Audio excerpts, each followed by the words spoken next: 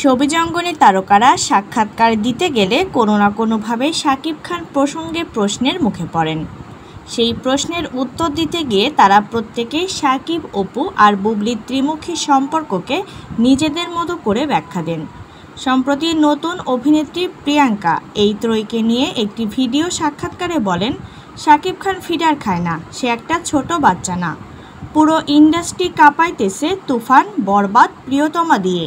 সেই মানুষটাকে বুবলির মতো একটা নোয়াখালীর মেয়ে এসে দুম করে টেনে নিয়ে যাবে, সে কি তাবিজ করছে?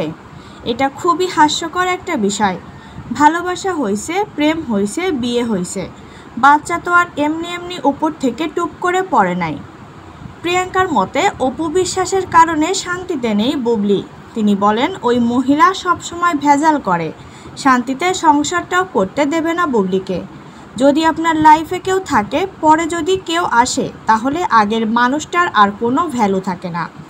আগের মানুষটা যদি খুব গুরুত্বপূর্ণ হতো, তাহলে পরের মানুষটার আসার কথাই না। সো পরের মানুষটাকে আমি এই হিসেবেই রাখবো। প্রিয়াঙ্কার ব্যাখ্যা, আমার লাইফে যদি সেকেন্ড কোনো মানুষ আসে, তাহলে বুঝতে হবে আমি প্রথম মানুষটাকে ভালোই বাসিনি। খুবই সিম্পল একটা বিষয়। এরপরেও প্রথম মানুষটা যদি এমন লাভঝাপ করে, তাহলে প্রথম মানুষটার কোনো আত্মসম্মান বোধ নাই।